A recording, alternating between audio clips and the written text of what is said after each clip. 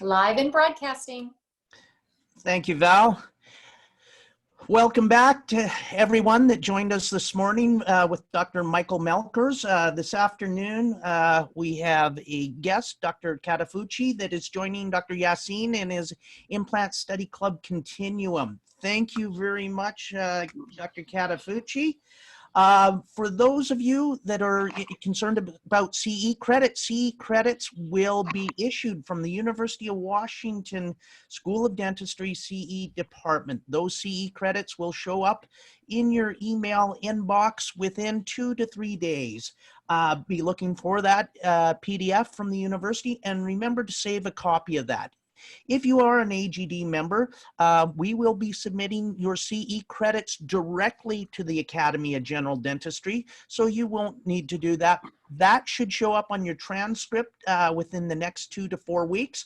There is a backlog there, so just hang tight. They'll eventually show up. For those of you that haven't joined us before, this is part of our Washington Academy of General Dentistry Stay Home, Stay Healthy CE series that we've launched.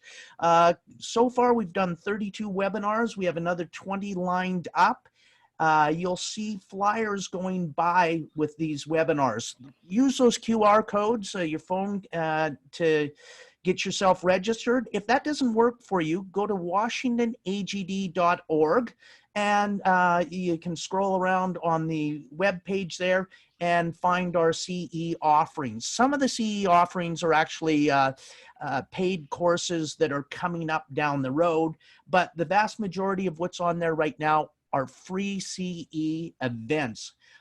Just want to take this opportunity to thank all our speakers and presenters for sharing their time.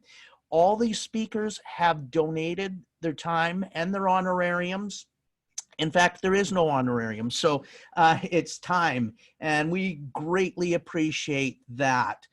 We want to thank our co-sponsors. University of Washington School of Dentistry is one, the Canadian Academy of Restorative Dentistry and Prosthodontics, Comet USA, Patterson Dental, Pierce County Dental Society, Snohomish County Dental Society, and Seattle King County Dental Society.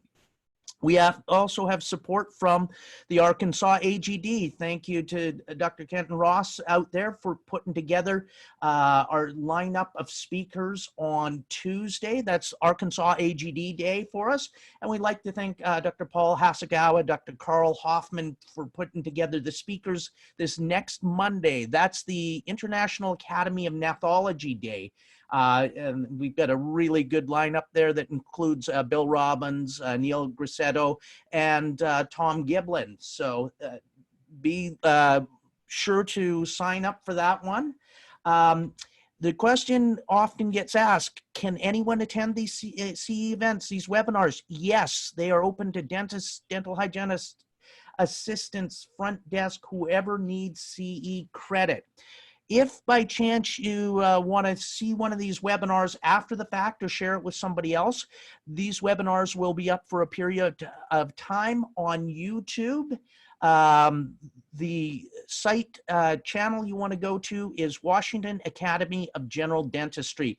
Remember to like, subscribe, and check the bell, and you'll be notified anytime a new webinar is ready to go. So we're looking at our numbers. Oh, wow. Those numbers are ticking up really quickly here. So we're right at noon. We're just going to give a couple of minutes here, let everybody get into the Zoom webinar. For those that are unfamiliar with the Zoom interface, you can change the size of your screen. You can change whether you're seeing the speaker view, a gallery view of the people that are panelists. And mentioning panelists, I'd like to thank Dr. Gary Hayamoto. He is our panelist that will be monitoring the chat feature today, typing in information for you. If you have a question for our speakers, type it in the Q&A section. And if you like one of the questions that's in the Q&A there, please use the upvote feature. So when we get to the end of this webinar, if we're short of time, we'll answer the questions that are most important to the most people. we are not going to use the hands up feature today unless that Dr. Yassin comes on and tells us he wants to. And Dr. Yassin, have you joined us? Yes, I'm here.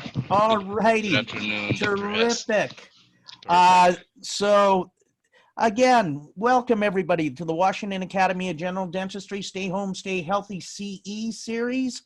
This is being brought to you by the Washington Academy of General Dentistry, the University of Washington School of Dentistry, AGD student chapter, Comet USA, Patterson Dental, Pierce County Dental Society, Snohomish County Dental Society, and Seattle King County Dental Society, as well as our friends from the Great White North, the Canadian Academy of Restorative Dentistry and Prosthodontics. Welcome, Dr. Yassin. I'm going to stop sharing my screen. Could you please introduce today's speaker? Absolutely. Thank you, Dr. Hess, for the introduction. And again, thank you for the Washington Academy of General Dentistry for the great work. Welcome, everybody, to today's Implant Study Club. It's part 3. We're going to be discussing immediate implant. What do we know? It's pretty much a hot topic. We're going to be discussing everything from immediate implant placement, immediate temporization. We have a very special guest here, my friend and colleague, Dr. Michi Katafuchi. Welcome, Dr. Katafuchi. Dr. Katafuchi graduated with me from the University of Washington Periodontics Department here in Seattle. He graduated dental school from Japan. He has prosthodontics background, and he had a PhD actually in pros. So welcome, Dr. Katafuchi. How are you doing? I'm doing great. Can you hear me okay? Absolutely, absolutely. Thank you for joining us today. It's going to be, I already received a lot of questions before the seminar. Looks like we have a lot of doctors interested in the immediate implant topic. So thank you for accepting the invitation. Great, great. So is it okay me starting, or you want to start first? Yes, absolutely. We are actually, as you know, as Dr. Hess mentioned, we are part of the Washington Academy of General Dentistry Stay Home, Stay Healthy project that we started absolutely a month ago. We are located here in Seattle, even Dr. Katafuchi here in Seattle, Washington, at the very northwest of the United States. Seattle has been doing great through this pandemic, and I hope everybody's staying safe and healthy. You know, it's an implant study club. This is the part 3. We started in April 17th.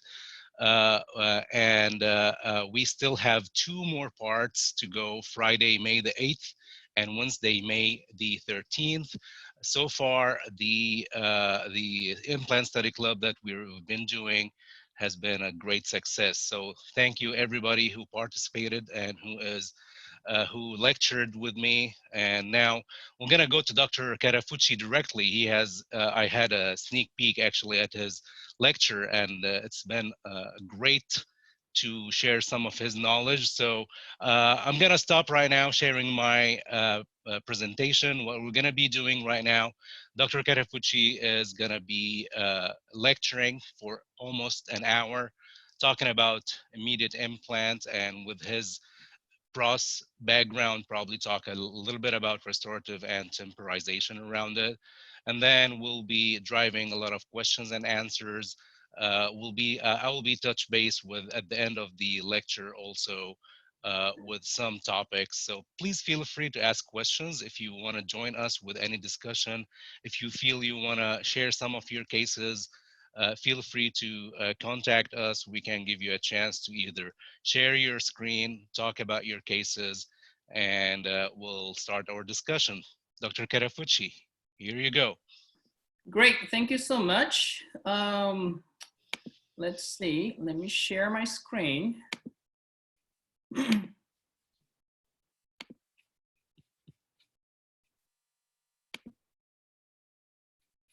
Oh.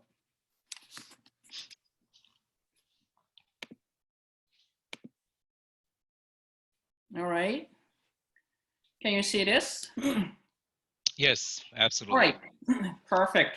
Well, thank you so much, Dr. Yassin, for your kind introduction. I also like to thank Washington Academy of General Dentistry, Dr. Hess, Dr. Hayamato, Bell, and all other board members for organizing this Stay Home, Stay Healthy series, and then letting me join this webinar.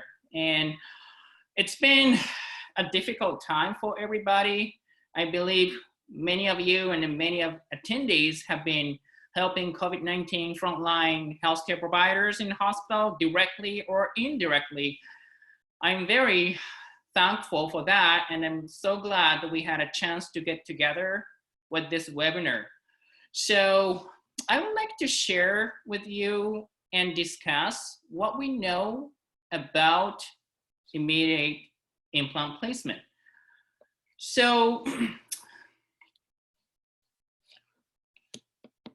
what is immediate implant placement? It is defined to place an implant into fresh extraction socket. The credit for the first evaluation of this immediate implant placement goes to Professor Schalte in Germany, I hope I pronounced right, who introduced the concept in actually 1978. Since then, there are so many literatures published to make this procedure work. According to the review that I read from Dr. Boozer, from 1978 until 2000, oh no, it's actually 1990, that this period, it was called pioneer phase of immediate implant placement until 1990. Then from 1990 to 2003, it was called trial and error phase of immediate implant placement. So after 2003, we have so many consensus meetings, and then now we have the consensus in terms of the timing of the implant placement. And then now we know better about how we can select the case for the immediate implant placement. So this is the diagram from the consensus report from 15th European workshop in periodontology. They summarize the timing of implant placement after tooth extraction. So there are two pathways first. One is we do a procedure at tooth extraction that includes immediate implant placement or alveolar ridge preservation. The other pathway is we do not combine a procedure at tooth extraction and wait socket healing and determine the timing of implant in 3 healing phases that starts from early soft tissue healing, partial bony healing, and full bony healing. So today, I will focus on how we can make our decision to go to immediate implant placement, and then what do we know about it.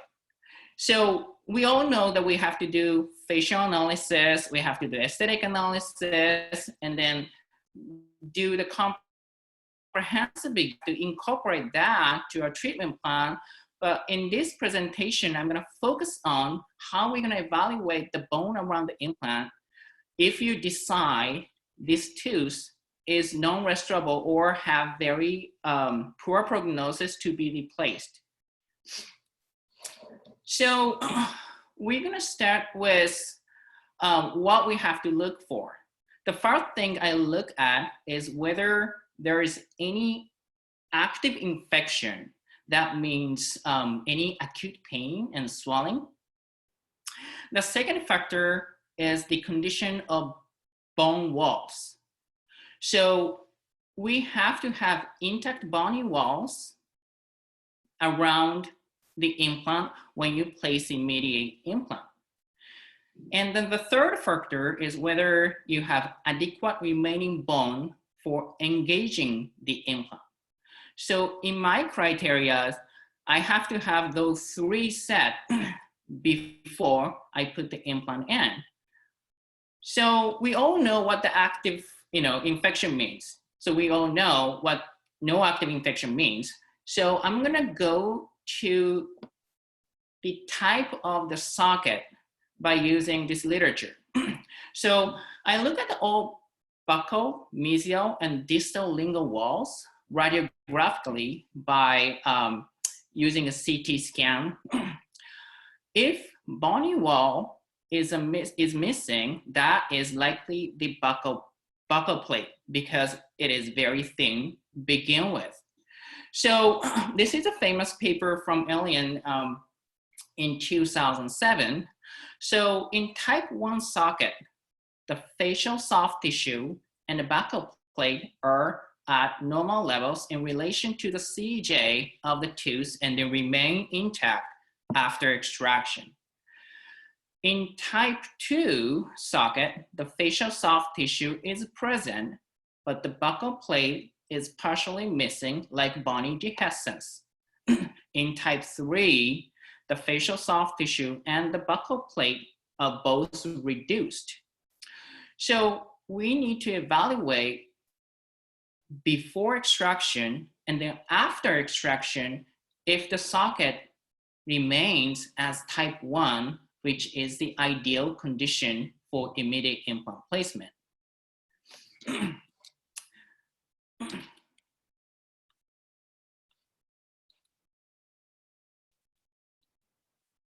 So yeah, so this is the paper that I was referring to. We like to shoot for a type 1 socket. So let's look at each cases. So the type 1 is the ideal condition to proceed with immediate implant placement. And then how can you determine that? I use the PA first to see the interproximal bone level, and then evaluate the buccal and the lingual plate with the CT scan. And at the end, I will confirm with bone sounding before extraction and after extraction. So like I say, type 1 is ideal, okay? But let me show you the possible approach to type 2 and type 3 cases if you can't do the immediate. So this is an example of type 2.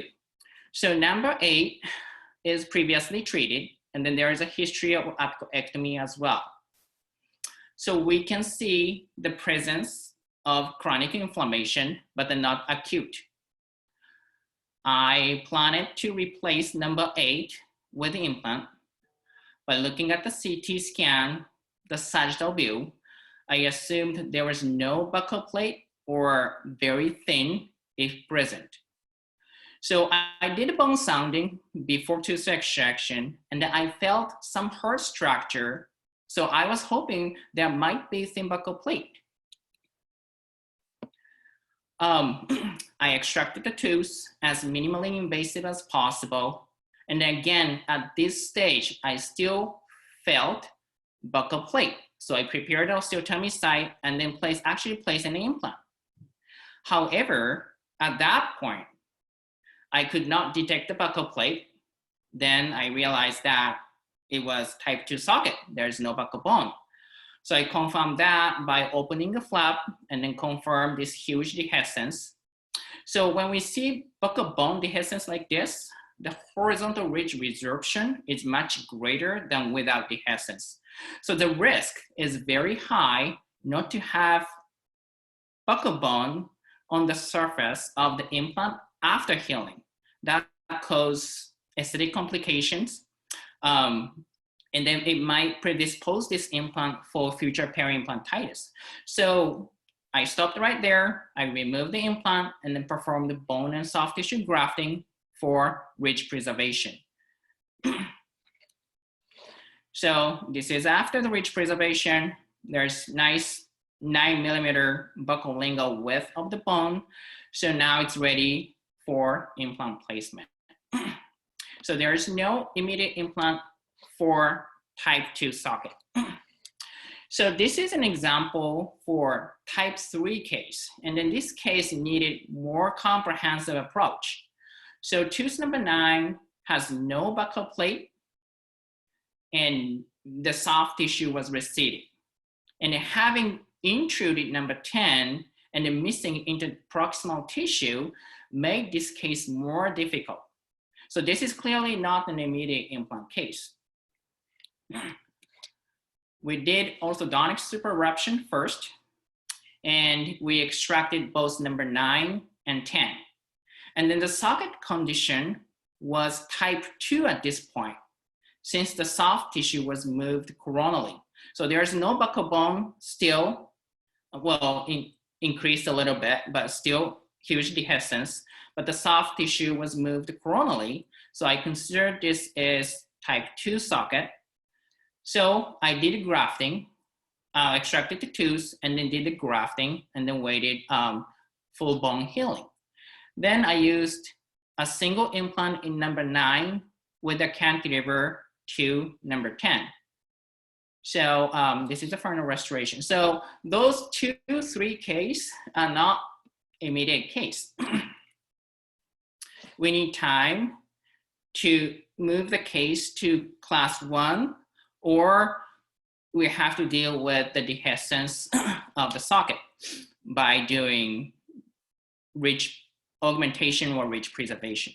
So again, it should be no active infection and have intact bony walls with type 1 socket. And the next step is to evaluate available bone. So this is the third step. Now we confirm the no infection, we have a bony walls, and then now available bone.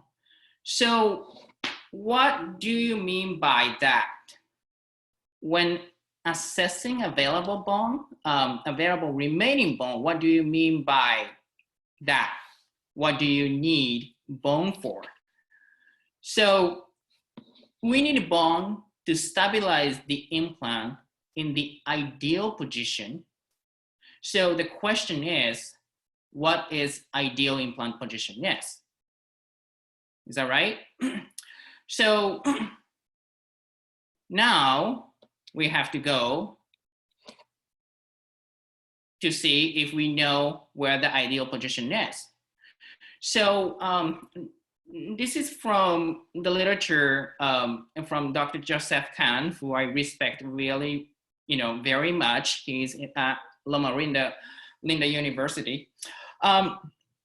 Mesial distally, the implant should be placed at the center with a minimal distance of 2 millimeters from the adjacent tooth. So the other reports say a minimum distance is 1.5, but it's safer to have 2 millimeters from the adjacent tooth. Optical coronal direction, how deep the implant should be. The neck of the implant should be placed approximately 3 millimeters optical to the predetermined facial free gingival margin of the final restoration.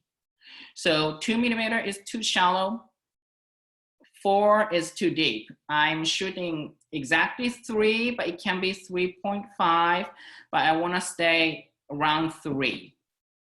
But probably if you place the implant too shallow, then you're gonna have more aesthetic problems. If you place the implant too deep, and then you have to deal with the deep probing depths. So I wanna stay around 3 for sure. Labiopalatal position. So there have been some concept about this. I prefer to place the implant slightly to the lingual position. And with this labiopalatal position, lingually position, a gap between the buccal plate and then the implant, we should maintain at least 1.5 millimeter. And that will help to maintain the buccal plate. So we know those 3 positions, mesial distally, coronal apically, and buccal lingually. And then that's all we need to know. We have to know about the angulation tube. So when you place the implant platform in the ideal position, you can still move the angulation. And this will determine where you're going to have the implant access hole. So the long axis of the implant, I always aim a little bit lingual to the incisal edge of the future restoration as ideal angulation, like the left one, on the left one. This paper in 2007, they say those middle two may be acceptable, yes. However, if you look at this platform position, if you move this long axis slightly to the buccal, then you have to deal with the position of the platform in relation to the buccal plate. And then the worst case scenario is you have the long axis like the right one. So you're gonna have a lot of aesthetic problems with this positioning. So now we have three-dimensional positioning and angulation. So taking those together, what that affect? Two. So based on the implant position and the angulation, that will determine the angle of the restoration contour in relation to the implant long axis. So it is called emergence angle. So if you have the access hole right at the incisal edge, then maybe your emergence angle is about 15 degrees. If you have the access hole right at the cingulum, then probably your emergence angle is between 15 to about 30 degrees. And if you position the implant too palatal, then you have this wide emergence angle as like a 45 or greater. So what does it mean? Why it's so important? So the emergence angle of 30 degrees or greater are actually identified as a risk indicator of peri-implantitis, actually by a study from University of Washington, and then also from Korean group. So the both actual studies are, they assess the emergence angle in the interproximal area. And they say, if you have 30 degrees or greater, you have more risk for peri-implantitis. So they concluded that for the interproximal areas, it's better to have 30 or less, and then straight or concave profile.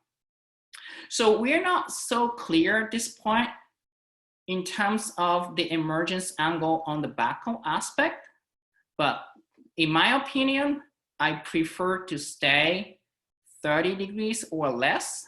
So between 15 to 30 degrees. So if you position the implant in the ideal position, if you angle right, and then probably your implant restoration, if you plan well, has an emergence angle between 15 to 30 degrees.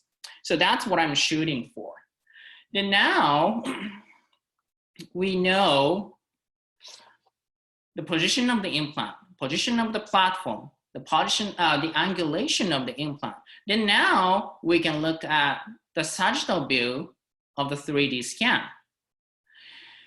So from this paper from Dr. Khan, this is to show the root position in relation to the buccal and the lingual plate. So by looking at this class 1, it is clear that you have more bone on the lingual surface. And then if you imagine where your implant goes in the angulation, this class 1 condition would be the ideal condition. Can we do the mediate using class 2 or class 3? Maybe, but we have to be comfortable placing implant in the right position, ideal position using this available bone. So thinking about if you have available remaining bone, we have to make sure we know where the implant goes, where the ideal position, and that I don't want to compromise the position of the implant by just doing the immediate implant placement. If you have to compromise implant position because you want to do the immediate implant, then I don't think that's a right way to make a decision. So, because if you put the implant in like not ideal position, well, from my experience, you know, if you put the implant in the perfect position and you're so happy, and then sometimes, you know, and very rare, but sometimes the implant doesn't integrate. If you put the implant in the wrong position, then those implants can be integrated 100%. I just want to make sure now we know no active infection, bony wall, you know, the 4 walls are perfect, no dehiscence, and then we know the position, but you have to be comfortable stabilizing the implant in that position using this available bone. Dr. Katafuchi, can I, before jumping into next topic, we have a couple of questions. Sure. Several doctors actually asking about this 2 things. What about the chronic infection and active infection? Do you feel comfortable to remove the granulation tissue, and if any tooth with no symptoms, just a chronic infection, but you were able to clean everything up? And remember, we had this discussion, me and you, a couple of months ago. So what are your thoughts about this? Well, that's an excellent question. Thank you for asking. So let me go back to share. Let's see. Oh, no, we can't see the console. So let's look at this one here again. So let's assume you have chronic infection with the sinus tract. You have periapical lesion. However, you don't have any dehiscence. So the bony wall is type 1, but you have bone fenestration because of the sinus tract from the periapical lesion. Is that right, Dr. Yassin? Correct. Okay, so I will consider it's okay to proceed the implant if you have about 5 millimeter bone from the crystal to the fenestration. That's one, about 5 millimeter. So if it's the fenestration is small, and if you have long root, so you still have like more than 5 millimeter bone from the crystal to the fenestration, and then if you can clean the granulation tissue very well, and then the size of the lesion is still small to give you available bone to engage the implant, like I say, in the ideal position, then now I'm comfortable to place the implant if it's a chronic infection and if you can remove all the granulation tissue. But again, after removing your granulation tissue, you know, you still have to have type 1 wall and then the available bone. So that's what I have been doing. And then I just read the recent article. You know, we talk about retrograde periimplantitis. Sometimes you see like a periapical lesion just on the apex of the implant. That's called retrograde periimplantitis. I think the recent studies say the immediate implant placement, and if you can't remove all the granulation tissue, that will increase the chance to have this retrograde periimplantitis. So I have to make sure you remove all the granulation tissue, and I think in that field we need more study to say, but so far I don't have a lot of problems by placing the implant in the chronic lesion if it's small. Perfect, thank you. There's another question related to this topic. What do you think type 2 or type 3 defects or in the implant, the root position in the alveolar bone, what do you think the cause of this defects before doing the extraction or after doing the extraction? I guess it's some trauma after the extraction, but if you had some bone resorption and you have type 3 root positioning inside the alveolar bone, what do you think the cause for this problem? Sorry, let me clarify that you're talking about the socket classification or root position? Root positioning. Root positioning, which means this one. Correct, like this described by Dr. Ken, yeah. Okay, are you talking about the cause of the positioning of the root? No, the questions coming, why do you think we have this resorption? Is it periodontitis? Is it kind of trauma? Just to, I guess we have 3 questions regarding this classification, so doctors can do good diagnosis for this. So why do you think you have this soft tissue / bone tissue on the buccal side, resorption or dehiscence? Oh, so maybe we are talking about the socket classification. Correct. Okay, so going back to this one. Correct. So, well, this is fun, open discussion, so we can go back.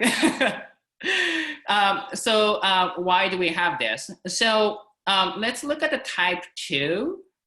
So it's actually, there are a couple of types of the dehiscence. So it can be V-shape, it can be U-shape, and then it's kind of more wide one. So this is one sagittal view. So it could be a fracture of the root and then causing chronic inflammation and then bone resorption. It could be the facial. Well, let's say for maxillary anterior teeth, you may not have bone begin with, or it could be related to orthodontic treatment. So that's type 2. Type 3, it can be like this if you have bone dehiscence to begin with, and then if you do, traumatic brushing or orthodontic movement, and then it will recede the tissue like this. So that's my observation for type 2 and type 3. Perfect. Thank you, Dr. Katafuchi.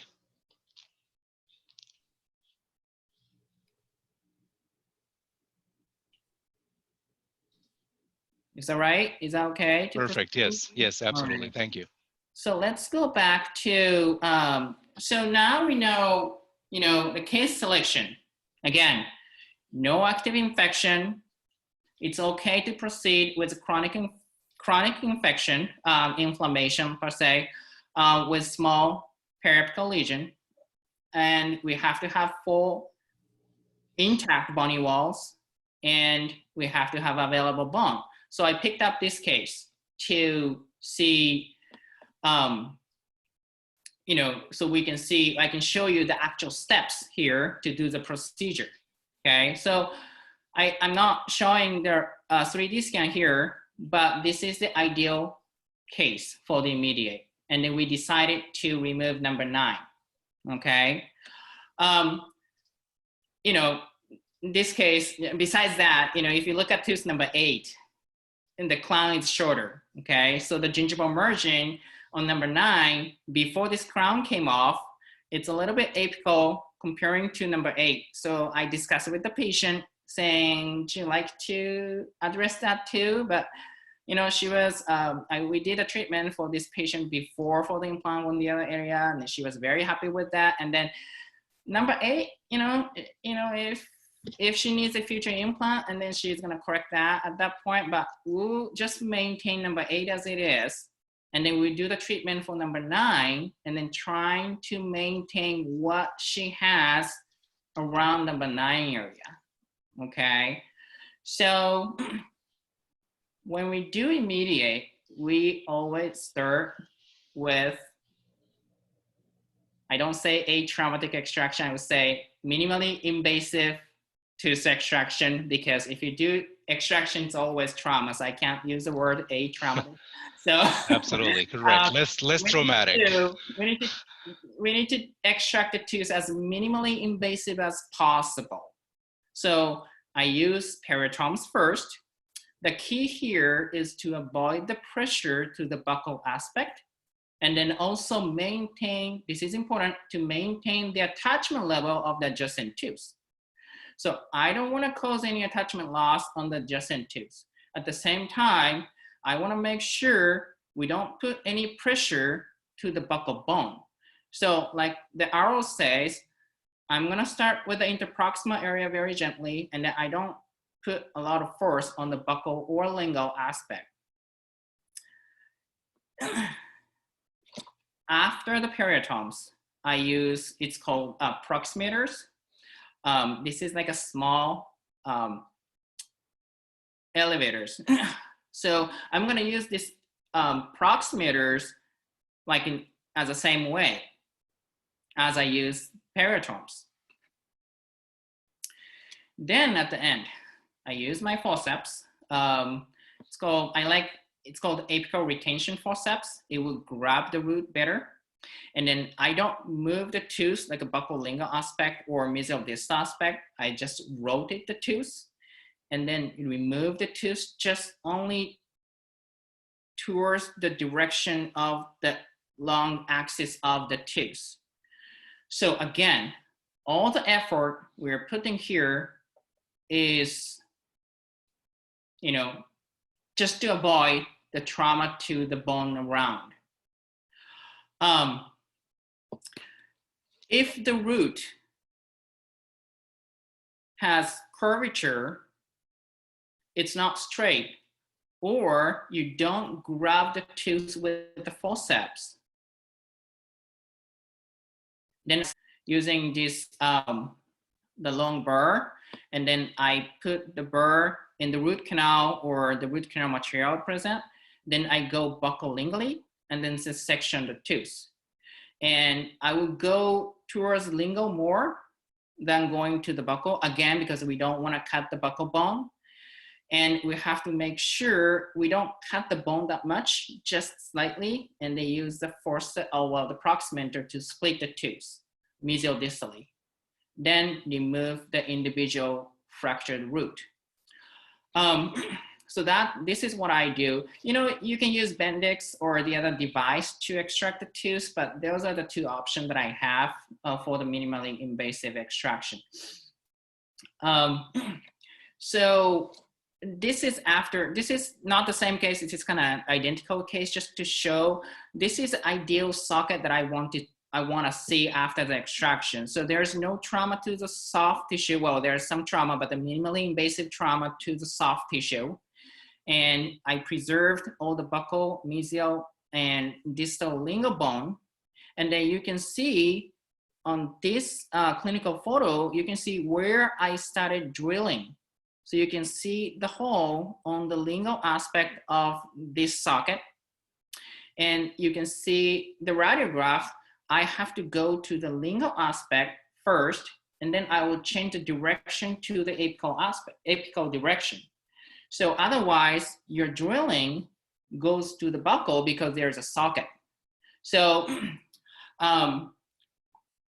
so this is how I do the extraction. And then again, I have to assess the socket, make sure there's 4 walls present and they're intact. Then I start the drilling towards the lingual wall and then change the direction to the apical direction. The key is, again, to engage the implant with the palatal bone and then perform this without reflecting flap. Because once you reflect the flap, it will cause more bone resorption. And you don't want to split the papilla. You just want to maintain what this socket has, what this tissue contour is, and preserve as much as we can. And then we place an implant. So again, I have to be very careful, to make sure, well, it's not a lot of rooms. We have to be right up there in terms of implant position and the angulation. So, and then we have to do this with a flapless. And then you have to have certain insertion torque. So, and then once you're comfortable with this position, if you use some implant which has aggressive thread, and if you don't like the position, you can back it up and then place it again. But if you keep doing it, it will lose primary stability. So I just want to make sure we do step by step and then make sure you like the position. And then once you like the position, then what you do is I put the bone graft, which is slow resorption material. I place bovine bone between this buccal plate and then the implant surface. And then I harvest connective tissue graft either from tuberosity. If it's one, I go to the tuberosity that's on one side. if you have multiple implants to do it together, or if you don't have thick tuberosity, I go to the palate and then harvest the connective tissue with about 1.5 to 2 millimeter thickness, and then insert that on the buccal of the implant. So this case, we put the transmucosal healing abutment.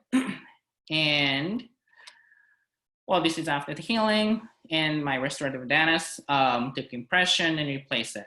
So I think we preserve the soft tissue contour in this case, the bone around as well. But like I said, number 8 is shorter. So I wanted to make it a little bit longer, but I think this is a good result.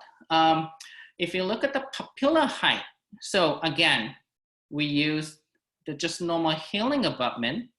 So if you compare before and after, I think it's dropped a little bit because there is no support for the papilla because there's no support if you use just normal healing abutment. So this is my sequence of doing selection of the case, extraction, immediate implant placement, bone grafting between the gap, connective tissue grafting, and then let it heal. So, and then so we can discuss a little bit more about what you're gonna put after you put the implant in. So there's 4 types actually. So once you have a choice to put the cover screw on. Why is that? You don't wanna put any pressure on the implant. So this is because your insertion torque is not as high as you want. I'm comfortable to put the healing abutment if I can go over 20 Newton centimeter, but like between 10 or less, of course, because I can rotate it with my hand. Between 10 and 15, I probably place the cover screw and then submerge the implant, even though the immediate implant placement. We put the healing abutment too, if the insertion torque is 20 or greater Newton centimeter. This case, the reason I didn't use any custom healing abutment, maybe it's because of the financial part, but the healing abutment is an option too. Custom healing abutment, that's my actually ideal way to go. So if you make the custom healing abutment, it will support the interproximal tissue, and then it will maintain the soft tissue contour around the socket. If you can achieve 35 Newton centimeter or greater primary stability, then you can actually place the immediate provisional restoration. It's called the immediate provisionalization with the immediate implant placement. But if you want to go for immediate provisional restoration, like in this case, the incisor length is shorter because I cut it, because I don't want to have any occlusal contact, any contact during excursion movement, laterally or protrusivenly. So we're adding another factor for the implant. So I have to select this case very well if we want to go that route, okay? But if you compare the immediate provisional restoration versus custom healing abutment, the shape of this custom healing abutment or provisional from the implant platform to the entrance of the socket, the shape is actually the same. So if you want to get immediate bitter acidic outcome, then if the patient wants to, then the immediate provisional restoration is one of the ways to do it. But if we want to avoid another factor for implant, then I want to go for the custom healing abutment. So I'm actually having the most of the case I go custom healing abutment for the anterior area. If the patient wants to, I go immediate provisional. And for the posterior area, I don't have to support the papilla, then I go with the healing abutment. For some reason, if I can't achieve the primary stability, then I go to the cover screw. So I put the resorbable membrane or collagen material to top on the cover screw and then let it heal. Once you put those healing abutment, the custom healing abutment or immediate provisional, you can actually, after the healing, you can actually remove that material from the patient's mouth. You take the negative impression of this custom healing abutment or immediate provisional, and then you modify the impression cupping.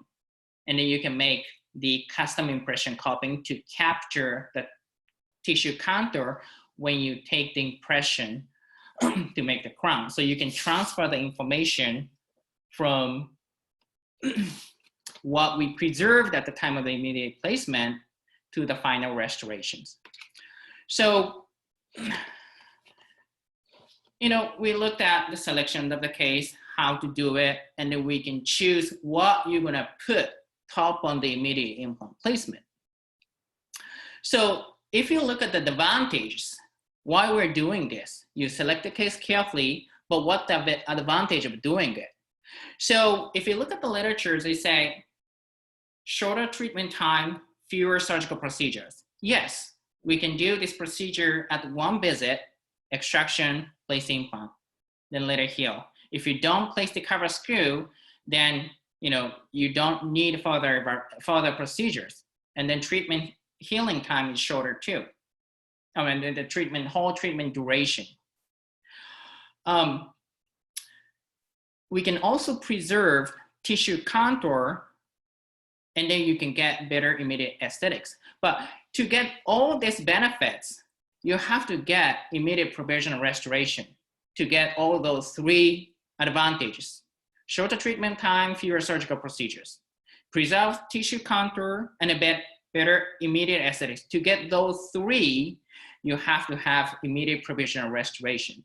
But at the same time, you are actually having some risk, because you know the patient can bite apples. You know, even though we say please stay with the soft food, but you know they're happy, they can eat anything they want. So you know, you have to be careful to get those three advantages. But if you use a custom healing abutment, you may not get better immediate aesthetics that fixed with a fixed provisional. You may have to use removable temporary, you know, removable partial denture like a flipper or Essex appliance. But at least you can get the second benefit, which is preserve soft tissue contour.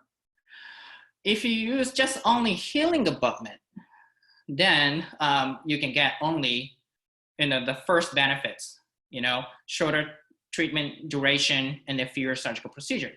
So it's actually very important to think what are you going to put top on the implants after you place it immediately on the socket. So this is a summary of, you know, how you think about immediate implant treatment, immediate implant placement. And then we have to think about the risk as well. It's not only the advantage, it's a risk. So if you look at the literature, you probably have more facial gingival recession if you do immediate implant placement, because sometimes we can't, you know, predict 100% how this buccal plate goes. If you have the buccal plate resorption more than you though, sometimes you don't see the buccal bone after the healing. And then if you have nice tissue, then thick tissue, then you're good.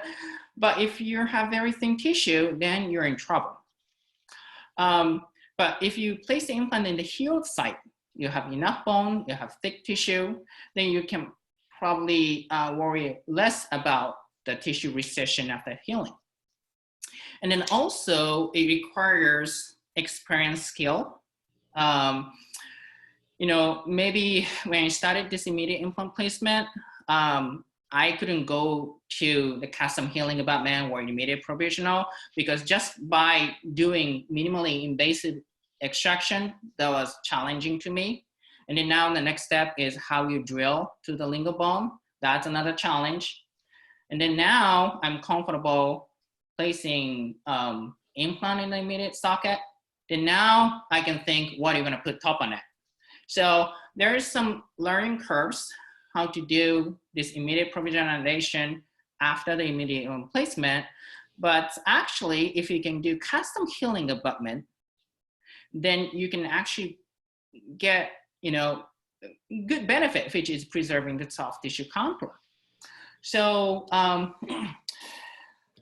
so this is my summary, like what we know about, you know, immediate implant placement.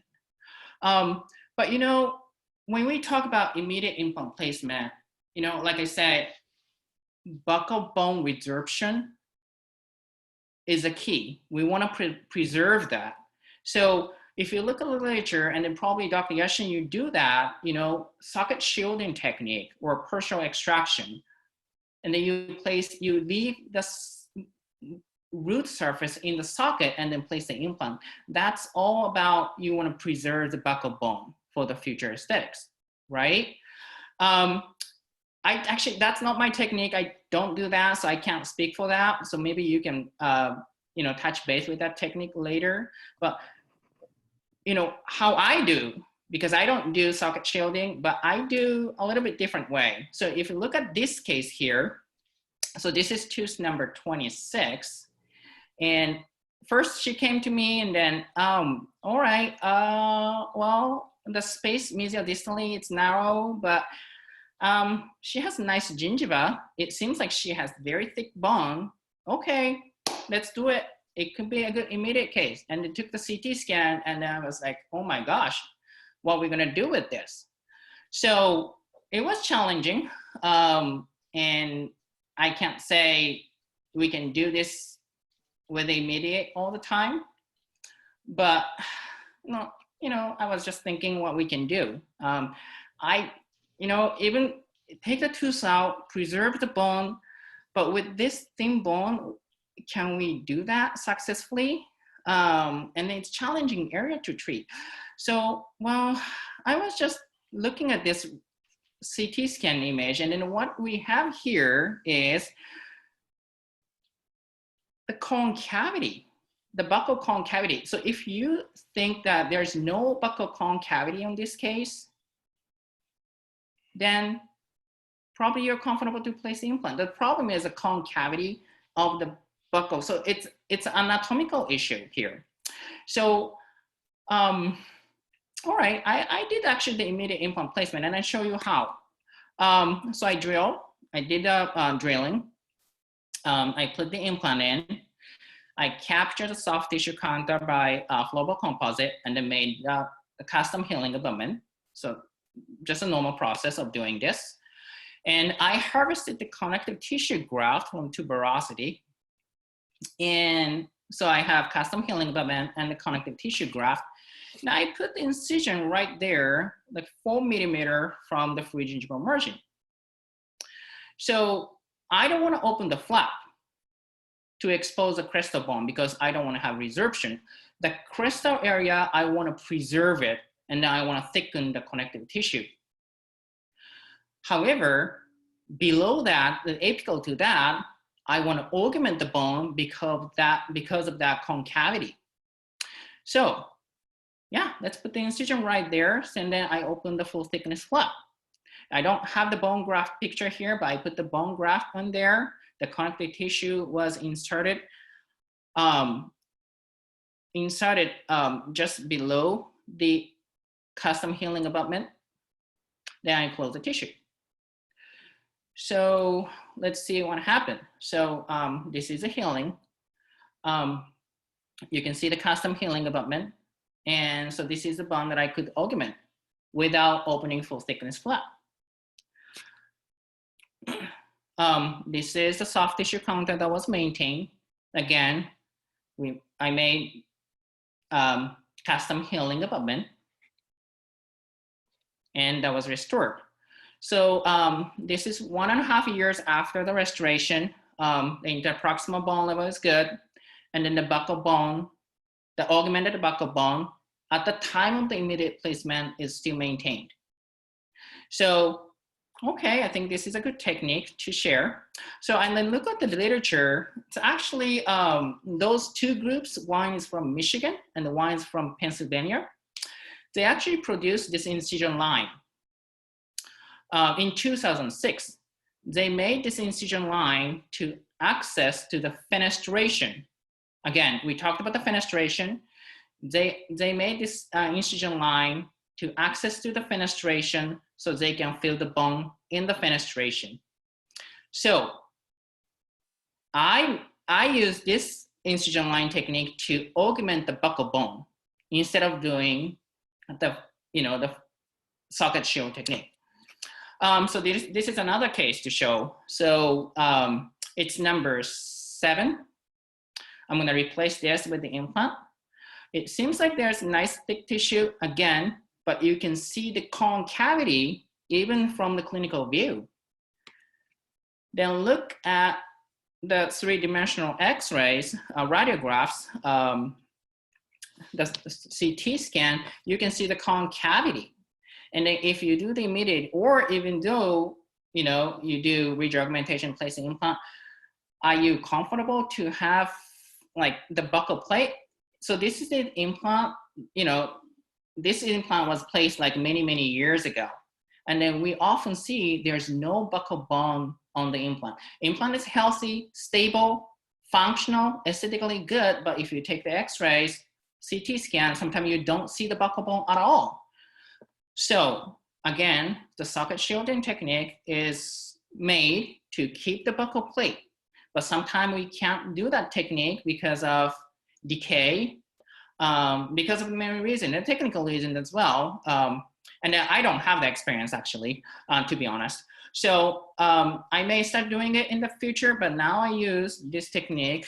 Like I showed, I separate this area as a hard tissue section, and from the pharyngeal margin, like a 4 millimeter below that, including the crystal area, I call soft tissue section. So I treat those areas differently. So again, first we're gonna take the tooth out. We put the immediate implant, and I fill the gap with the bone grafting. And then again, I'm gonna take the soft tissue. This is from the palate because he doesn't have thick tuberosity, and then prepare the custom healing abutment. So I prepare those two, and I make the partial thickness flap using the microbraid. I don't open the full thickness flap. I don't touch the periosteel. I just make very thin, not thin, it's blunt dissection to make the partial thickness. And then insert the connective tissue right there and put the custom healing abutment. So the soft tissue section is done. Then put that incision line over there, and then I can assess to this concavity. This case, actually, there was a fenestration too, so I can access to the both as well. So put the bone graft in, put the membrane on, and then a suture. So I call this, because there is a connective tissue section and the heart section, and I call this as like a paired approach. My hygienist helped me to name this.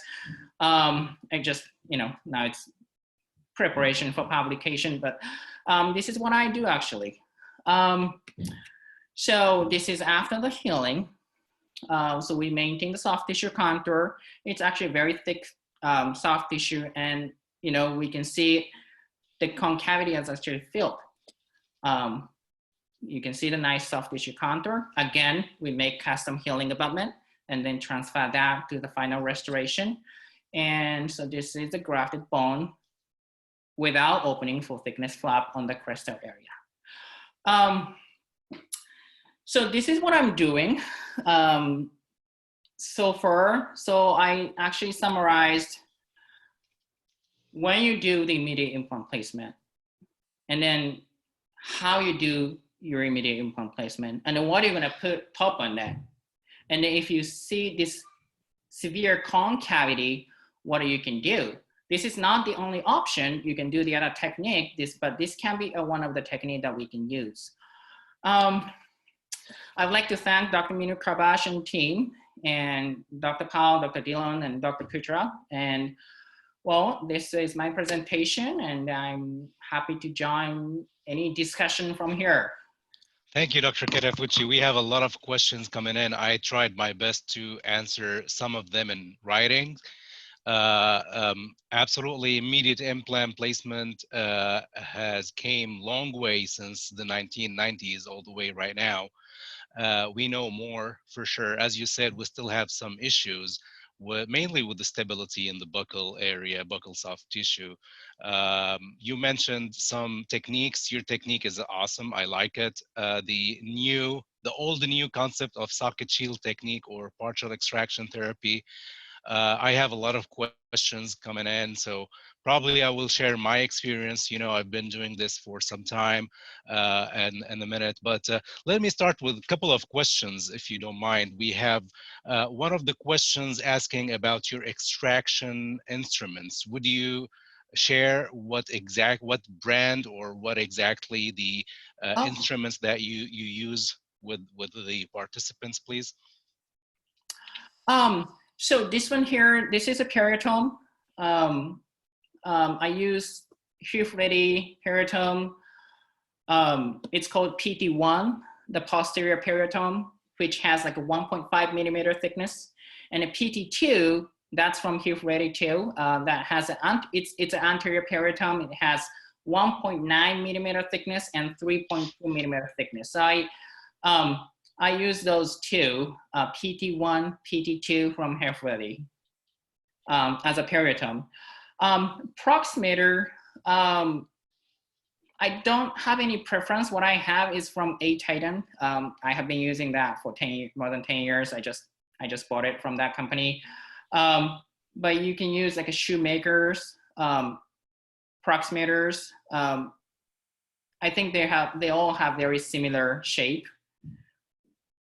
I also use extraction forceps. This is approximators, and you can use this one. You know, there's a lot of curvature right there. You can use for the posterior teeth once you section the tooth, and it's I like it very much. For the forceps, this is my, don't remember the numbers, but it's from A-Titan. It's called apical retention forceps. Perfect.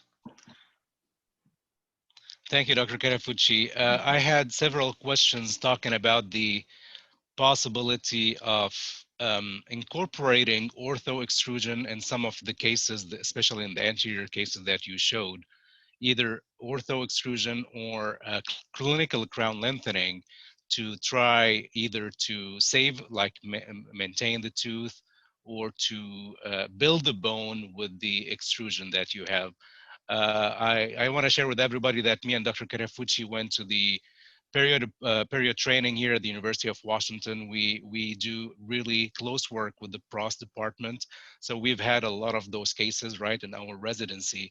So if you want to join, just share your thoughts about possibility of doing ortho extrusion and or crown lengthening in the aesthetic zone, please.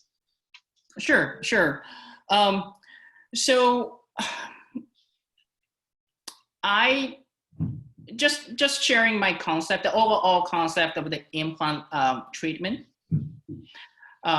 In my opinion, I prefer to put the implant in the patient's mouth as late as possible in their life.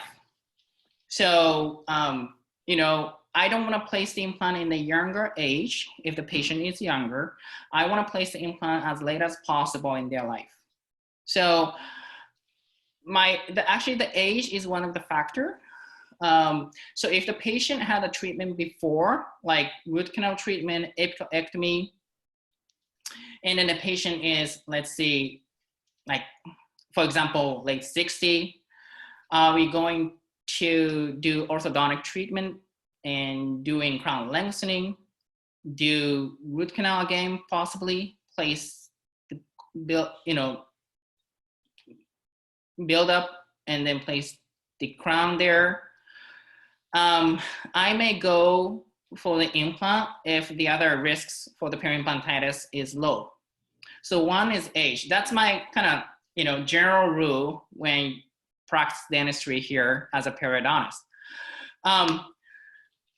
And then the patient factor again as well. So when I choose the implant treatment, I always look at the risk factors for periimplantitis, because we have been seeing this, like Dr. Yassin, we have been seeing this periimplantitis, I would say many. So I have to make sure saving these tooth is better or replacing with the implant by thinking about the risk factor for the periimplantitis. So if the patient passed that, then I want to go for the implant too. So the patient's age, patient's risk factor for the periimplantitis. But if you can go both way, and then of course I want to save the tooth.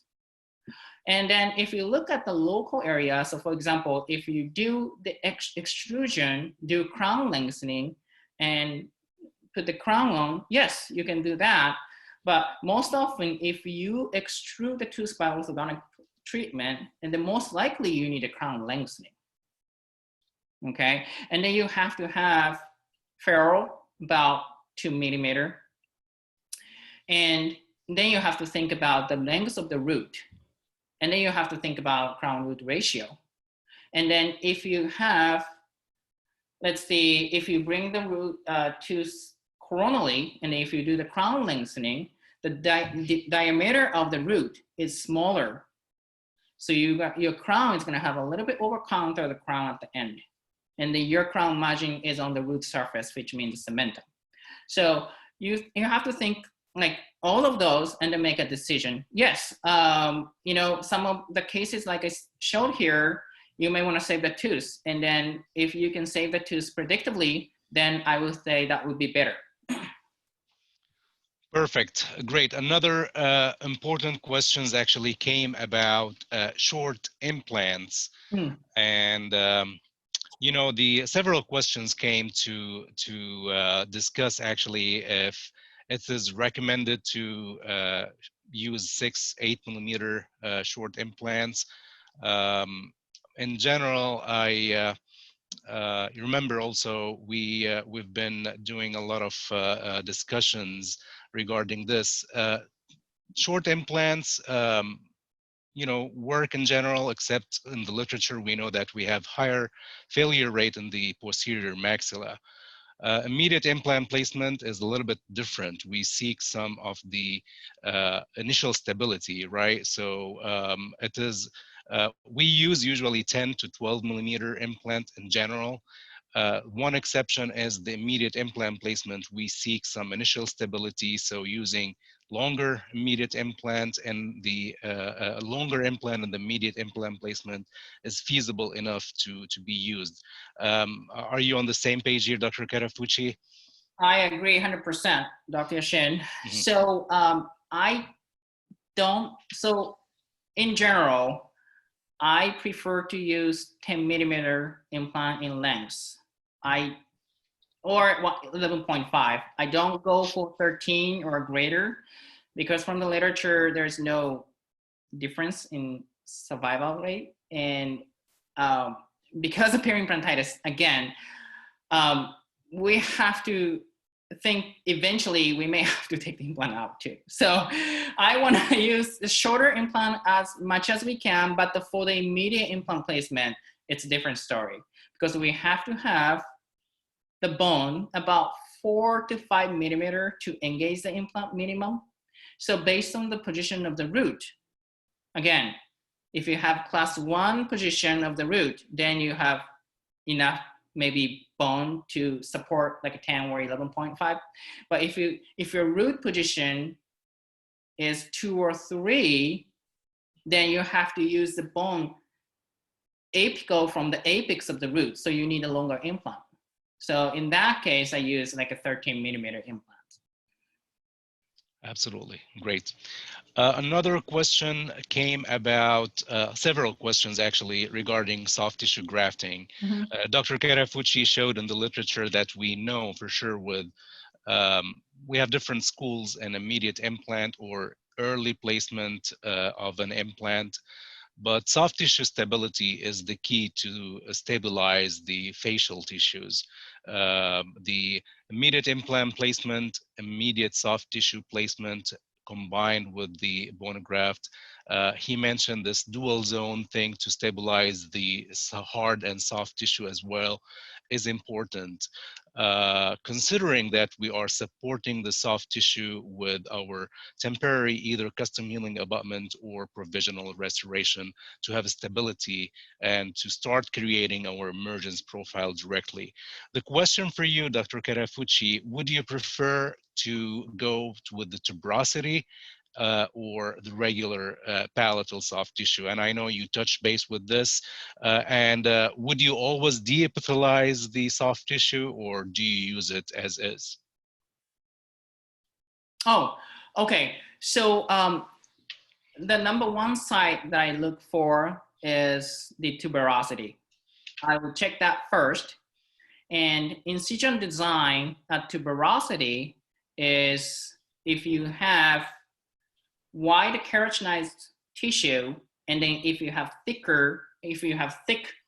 connective tissue, I would just cut the tuberosity like this, and then I would de-epithelize the tissue. So it's like I'm just removing the thick tissue from the tuberosity with one single incision. If the surface has narrower keratinized area, and then if the thickness of the connective tissue underneath is not that thick, then I will make like a triangle distal wedge incision and then get the tissue from the inside, and then I'll suture it at the end. And then we're gonna de-epithelialize a little bit because it's a triangle distal wedge. And then I will use that inner surface as a connective tissue graft. So that's how I harvest the connective tissue graft from the tuberosity. And then that's the number one site that I go. And if the patient has very thin tissue, then I can't go to tuberosity, and then I go to the palate. Then I'll make actually a very long incision on the palate. You know, I just make very long incision from like second molar to all the way to like canine, even though I take small connective tissue graft. So because if you make a very small incision and then you have a risk to tear the tissue, but if you make a long incision distally, mesial distally, and then it's not the secondary healing because you're gonna just place it back, and then you have a connective tissue and a connective tissue to put it together, because I'm gonna take the connective tissue as a small portion from this big wide incision. So, and that's how I take from the palate. Perfect, yes. I wanna remind everybody that we have our session on May 13th, the part 3 of the Implant Study Club. We will be discussing in details soft tissue augmentation with implant placement. We have a guest speaker, Dr. Brian Branshaw. He's a periodontist, also local here in Seattle, Washington. Our friend, he graduated with us from the University of Washington. So we will be discussing in details everything about soft tissue management around implants. One of the questions that several questions came about, I know that you don't do posterior implant in your practice, but the questions were, are the concepts the same in the aesthetic zone and the posterior area for immediate implant placement? I will share a little bit of what I know. The big concept is yes, when we are talking about the jumping distance that Dr. Katafuchi mentioned, the grafting when we have 2 millimeter and more of a gap. We have some limitations in the posterior area, especially with the vital structures with the sinus and the IAN involved, and also the initial stability of the implants because of the amount of bone available there.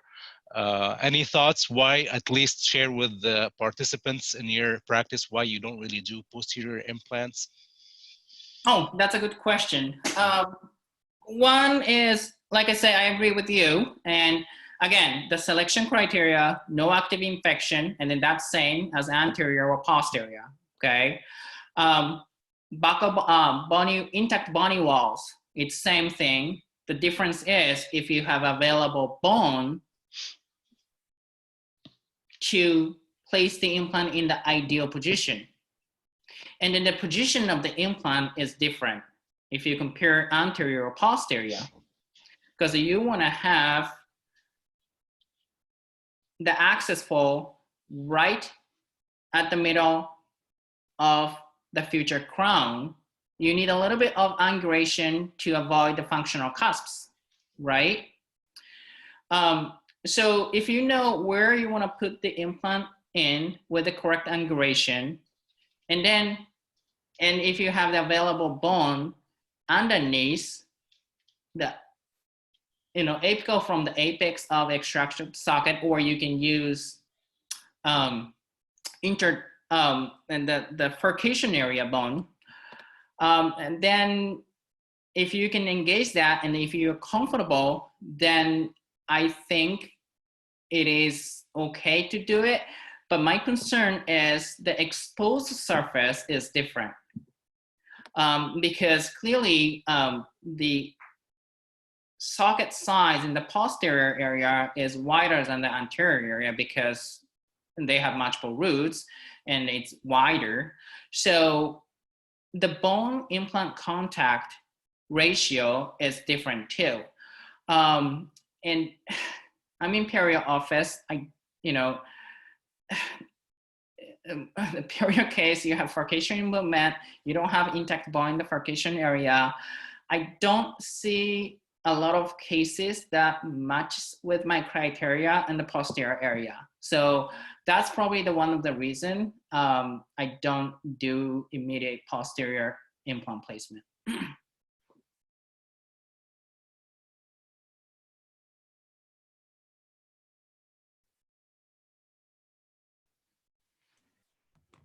Did we lose Dr. Yassin? Dr. Yassin. Can you hear me here? Yes, we can. Thank you. One of the questions, actually, thank you, Dr. Katafuchi. I thought that I unmuted myself, but I did not. So one of the questions regarding, you just mentioned the bone to implant contact and the initial stability. And I think it's related to this questions that came over to discuss what do you feel about using custom healing abutment versus using a full provisional restoration? And I know that you mentioned this in your lecture, but we have several questions discussing this as well. So let's start with the primary stability, the insertion torque. So this could be only me, but I prefer to place any implants with the insertion torque or primary stability between 20 Newton centimeter to 35 or 30. I don't want to exceed 35 or 40 that much. I just want to stay between 20 and 35.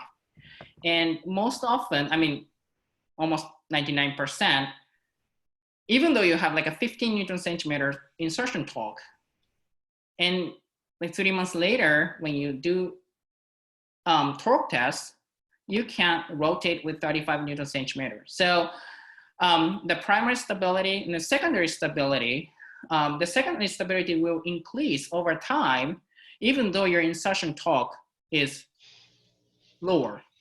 Well, according to the literature, if you have higher insertion torque, your secondary stability would be higher too, but it will increase to the comparable level after the healing. And I feel more comfortable to see that phenomenon rather than putting the very high insertion torque implant right there. So, and then according to the literature, like who is that? Michael Norton's literature in iJomi, I think it's a recent one, 2017, 2018. He placed like 30 implants, I guess. And then it's a low insertion torque. It's like less than 5 Newton, 5 to 10, and 10 to 20, and then 35. And then they did most of the implants were immediately provisionalized. And they check the secondary stability comparing to the primary stability. And then almost all of the cases, they increase the stability after the healing. So question about the insertion torque, primary stability. I would like to place the implant between 20 to like less than 35 or 35. If I want to shoot for immediate provisional, then I'm gonna have to have 35 or a little bit greater. If I achieve that, if the patient is really hoping we're gonna put this provisional back in right at the time of the implant placement, then I have to put all my effort to achieve that 35 or greater. If the patient is okay with having removable temporary S6 or flipper, then I prefer to use custom healing abutment because I don't want to put any, risk to the implant. In that case, my immediate implant placement, the primary stability is like between 20 to like 35 or less than 35, and then put the healing abutment in. Sometimes I can't achieve, like sometimes the implant, it doesn't rotate, but it doesn't go like, it's almost I can rotate it, and then I'm not comfortable to put healing abutment or custom healing abutment, then I put the kappa screen. So that's how I do. Perfect. Thank you, Dr. Katafuchi. Last question before I start talking a little bit about my perspective on immediate implant placement. Would you prefer to use guided implant placement in all your immediate implants? That's a very good question. I think the guided surgery is great. My understanding of guided surgery, the key is how accurate your guide is. How accurate your impression is, how accurate your model is, how accurate your guide is, how accurate to fit on the arch. So if everything is very accurate, I think it's a great tool to do immediate with the guided surgery. If you make the guide with the scan, again, how accurate your scan is. If you have very accurate surgical guide, and then that will shorten the treatment time, and I think it's a great tool. And then you can avoid moving this implant down to into the socket. We have to engage with the palatal bone, so it will help. However, when we're at the school, we are not recommended to do flapless procedure if you have never opened the flap. So, anything can happen during the procedure. What happens if the guide doesn't work well, or if anything occurs, if you have ability to correct without guide, then I think you're ready to use the guide. That's my thinking process. Yeah, thank you, Dr. Katafuchi. Actually, in our course at the Washington Academy of General Dentistry, we have a full session discussing digital implant dentistry. Mm-hmm. And the conclusion from this 3 days session that we do is it's not computer guided surgery, it should be brain guided surgery. So even if you are using it, you need to double check, probably triple check about your guide if you have any errors, and you have to be ready to freehand place any implant if there's any problem with the implant. So guided surgery is absolutely a good tool, but we need to make sure that we are guiding this guide. Absolutely. Not the guide is guiding us. Yeah. Good. Well, thank you, Dr. Katafuchi. I think if you can stop sharing your screen, do you want to share any other thing? We have a lot of questions. I'm gonna try to share my 2 cents in this manner.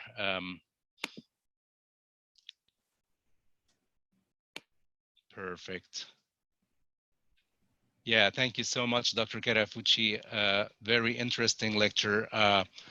We still have around 35 minutes, so I will try to answer the questions. I have a long presentation and my immediate implant placement, I will discuss some of the questions that came to us, and probably Dr. Katafuchi will help me with sharing his experience as well.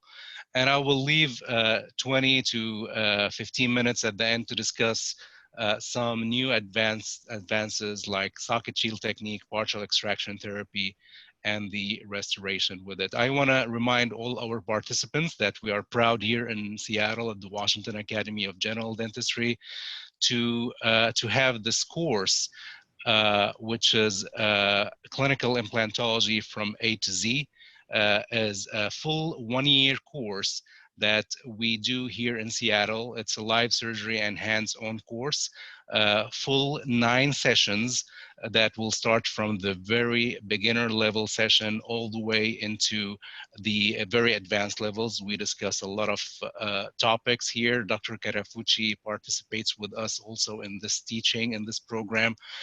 Doctors usually they can join either individual modules or the full course if they want. It's heavily clinical with a lot of hands-on and live surgeries. So please feel free if you have any questions to reach out either to our executive director, Ms. Valerie Bartoli, or myself by email or social media. So one of the questions that came here is the amount of how to drill or how to do your drilling. And you know, immediate implant placement is something really advanced. You don't really need to participate with immediate implant placement before getting some experience with delayed or regular straightforward immediate implant placement. I always say probably immediate implant placement is not for your probably first 100 implants, because there's a lot of ins and outs in the surgery. One of the questions were about drilling techniques. Dr. Katafuchi mentioned that we try to engage our implants more into the palatal wall just to give a chance to support the facial area with either bone graft or soft tissue. One of the tips that I always share with my colleagues is when you put this first drill that you use either with your pallet drill or the pinpoint drill, use both hands. A lot of time when you do this drilling in your drill, you see that the drill, the burr will be pushed into the facial area, displacing the osteotomy. So use your 2 hands, your other hand, to support the handpiece to make sure that you are getting good osteotomy, good direction, and also good implant placement. As Dr. Katafuchi mentioned, our main goal is to place the implant in the best ideal restorative position. So it will, if you did a great job with the extraction, great job with the osteotomy, and you ended up placing the implant in the wrong way, it's as if you did nothing, right? So either with an implant placement, you feel with the immediate placement, you need to support the handpiece, especially at the end when you are placing the implant, all the way to place the platform at the perfect position for the restoration. I even say, you know, even if you are starting your implant career, even with straightforward delayed implant, use both hands to get the feeling of what the bone feels, how dense is the bone, and make sure that you are supporting your drill with both hands and feel safe and make sure that it's as accurate as possible. One of the questions actually also came for the custom healing abutment. So let me share this case. This case was recently accepted for publication at the the clinical journal of the American Academy of Periodontology. My friend and mentor, Dr. Douglas Dixon, and mine. So it's an immediate implant case. We have the restoration, the implant placed, and the soft tissue supporting the implant on the facial area. one of the keys here is the stability of the facial tissues. We see that we have some recession, we have some problems with immediate implant placement. In this specific technique that we published, we have sectioned the connective tissue graft into two different portions. One is more apical and one is more coronal. And the main idea of trying to stabilize this facial free gingival margin around the implant. So as you can see, implant placed nicely, bone graft placed. A lot of questions came about the bone graft technique. Dr. Katafuchi shared with us that he is he does xenograft. He used xenograft for immediate implant placement. Is that correct, Dr. Katafuchi? Yes, I Yeah. use xenograft material. Yes, for me, I use a mixture of xenograft 50% and FDBA 50% and the jumping distance. Honestly, myself, I lean more toward grafting every time I do my immediate implant placement. In the literature, there's a lot of reports that say if you have less than 2 millimeter of a gap, do the bone graft. If you have less, probably you don't do. This is my preference, especially in immediate implant placement. I always use bone graft.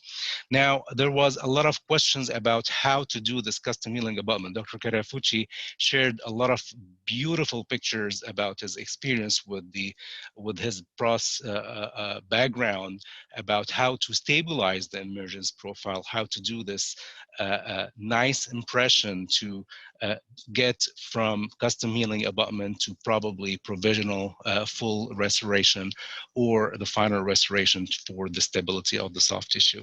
This is usually the technique when we do the custom healing abutment. It is placed immediately at the same time of the implant placement.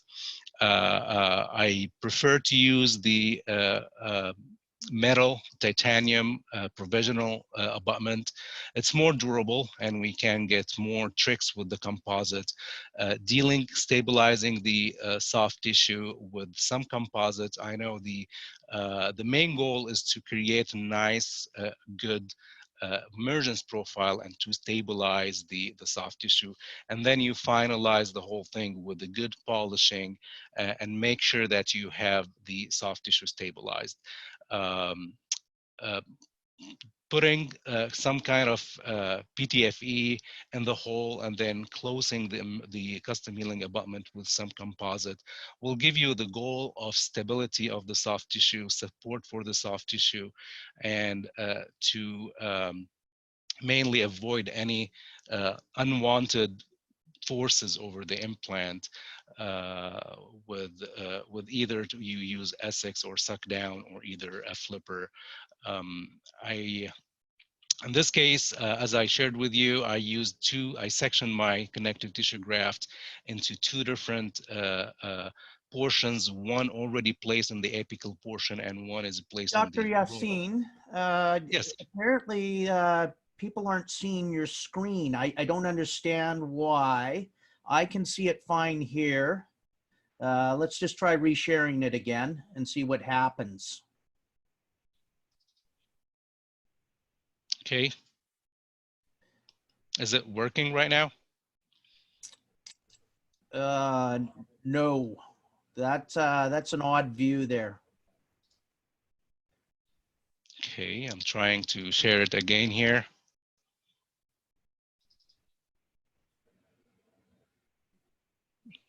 Okay. And is it shared right now? yeah, but it's very Some of pixelated. the participants say they can see now. Yeah, but it's very pixelated on my side here, Dr. Hayamoto. Okay, that's looking better. Terrific. Okay, thank you.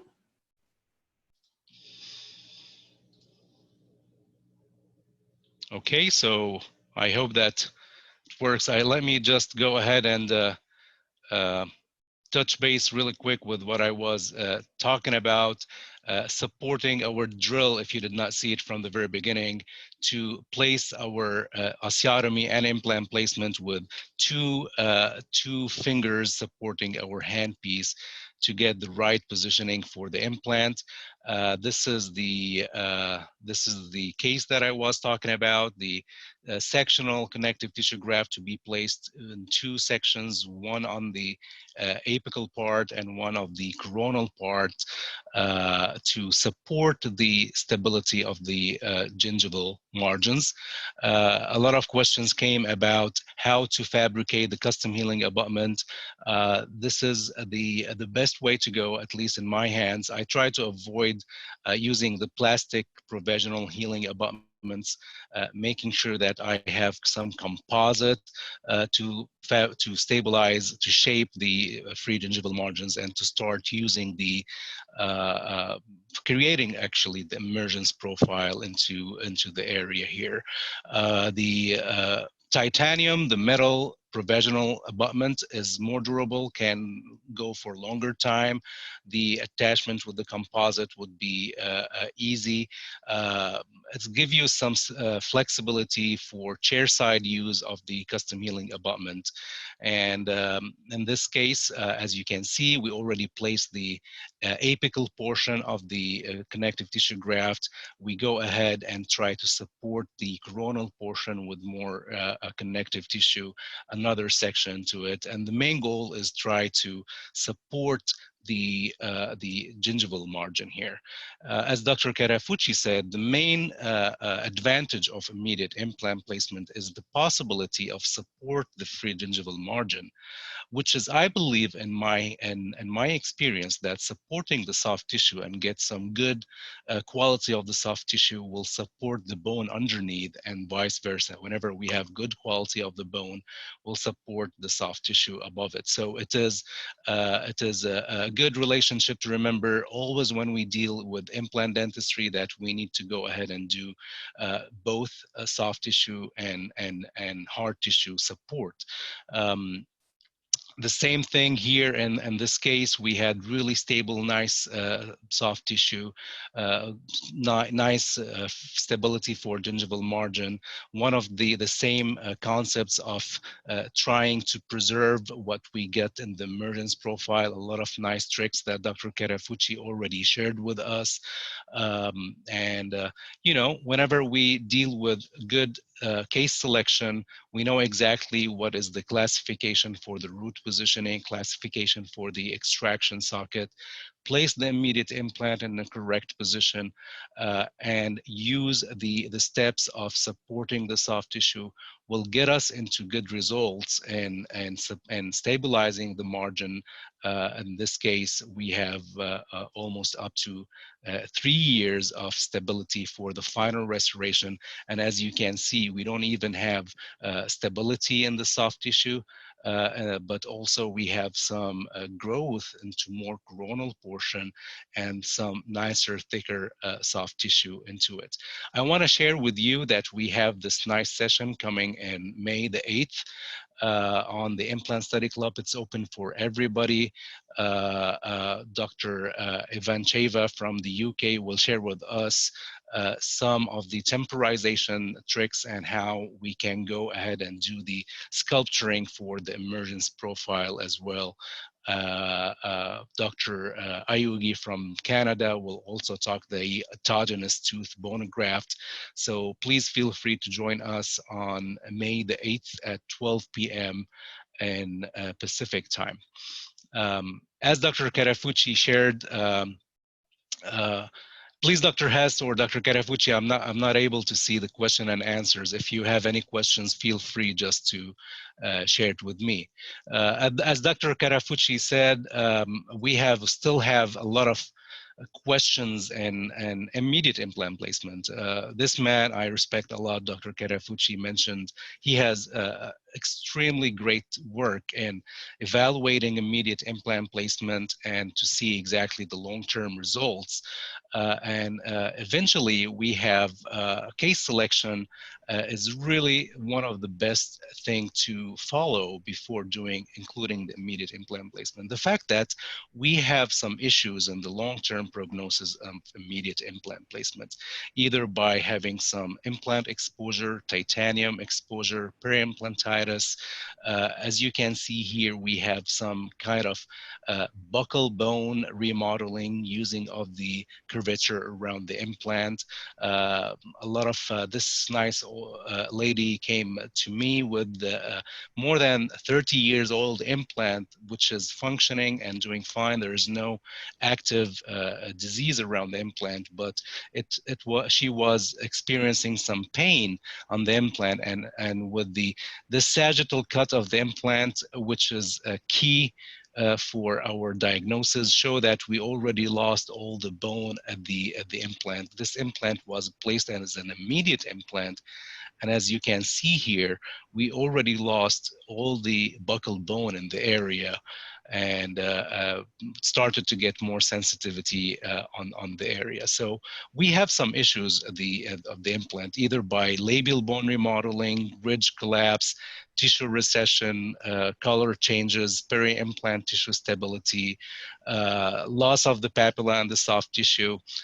So we have a lot of questions, although we have a lot of research supporting the immediate implant placement.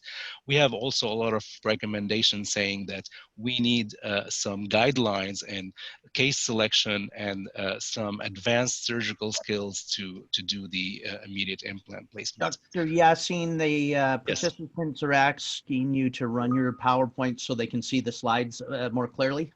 Perfect. Okay. Dr. Katafuchi, did you want to handle the Q&A section? Yes, I was actually typing the answer back. Okay, perfect. Yeah. We'll let you do that since it's your show today. I'll mute myself, but if you need my help, I'm here. Oh, thank you so much. Let's see, I can answer some questions regarding, let's see. One of the questions said, I'm going to pass that to Dr. Yassin too, because you want to show the socket shield technique.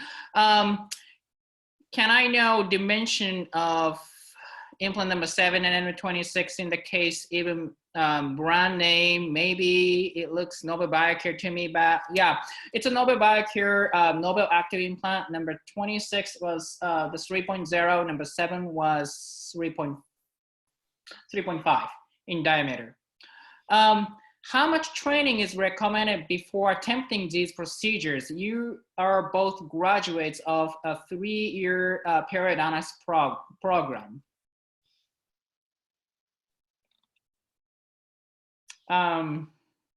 Well, let's see. That's a difficult question to answer.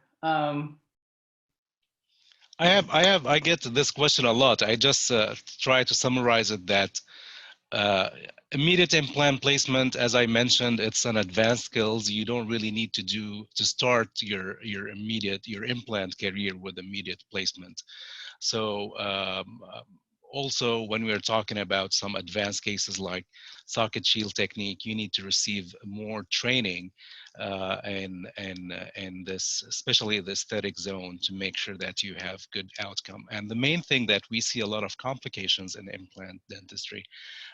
You need to be prepared to deal with any possible complication, either by surgical complication or restorative complication. So the simple question is, whenever we're talking about aesthetic zone, immediate implant, or even now discussing the socket shield technique, it's an advanced technique, technique sensitive, and you need to be, it's not something you want to try in your first probably 100 implants and adequate training. I see. In my opinion, you know, even we went to a perio program and then learned how to do the procedures, but there's a lot of new procedures coming to, you know, our field. If I learn something new, and then I have to learn how to do it, and then do it, and then I have to try it first if I have never done it. But can we do it? I think it went back to the basics, how you manage the patient medically, dentally, and how you prepare the patient, what this concept based on. If you know the basics of why we're doing this, and then what's the good case selection, what the good candidate, and then maybe you can utilize that to the new technique, something coming. So it's not like only the immediate, but I think that concept will be accepted to like everything that coming as a new technique. So, so if you know the basics, and then if you want to talk about just only the immediate implant, I recommend, you know, just going with low smile line patient first, and then if you're comfortable, then go to the next step. I don't try with the high smile line with a high scallop patient. So that's my advice, if that's helpful. Have you ever got post-op infection rejection of the bone graft, soft tissue grafting material? That's a very good question. I have not talked about it. It's few, but yes, I have. And you select the case very well. You do everything as you do, like routinely. Take the tooth out as minimally invasive as possible, place the implant, place the custom healing abutment, put the connective tissue graft in, done. And then we follow the case as we do routinely. However, once for a while, the patient comes back, and at the time of the talk test, the patient feels something when we remove the healing abutment. And then the most often, if that happens, no anesthetic, and then remove the healing abutment. If the patient feels something or talk test and the patient feels it, then the most likely the implant is not integrated. In that case, the bone graft is captured with the soft tissue. And then once you remove it, at that time, you have bone dehiscence. So it's a type 2 socket. So you have to go through from the beginning, not the immediate implant replacement. You have to go through the socket grafting, rigid preservation. I'm gonna wait like a full body healing because I can't fail next time. So if it didn't go well with the immediate implant placement, it will actually make the socket worse. That's my impression. What do you think, Dr. Yassin? Yes, this is exactly why case selection is the best criteria, and with your more training, more experience, you will have the possibility of changing plans at the last minute. I want to share this with you. It's really important. Dr. Katafuchi mentioned a little bit about it. It was published by Dr. Boozer and Chen back in the early 2000s about the risk factors for immediate implant cases. We have 5 main risk factors: smoking habit. The heavier the smoker is, more riskier in our immediate implant placement, as you can see. Patient aesthetic expectations. Some patients would be really with low expectations, so it's going to be low risk in immediate implant placement. Higher expectations will be in a higher risk.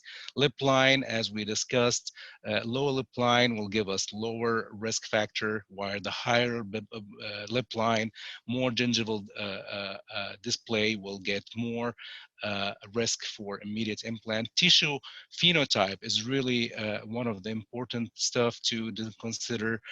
Low scalloped and thick phenotype will get us more low risk factors, but the high scalloped and thin phenotype will give us more high risk.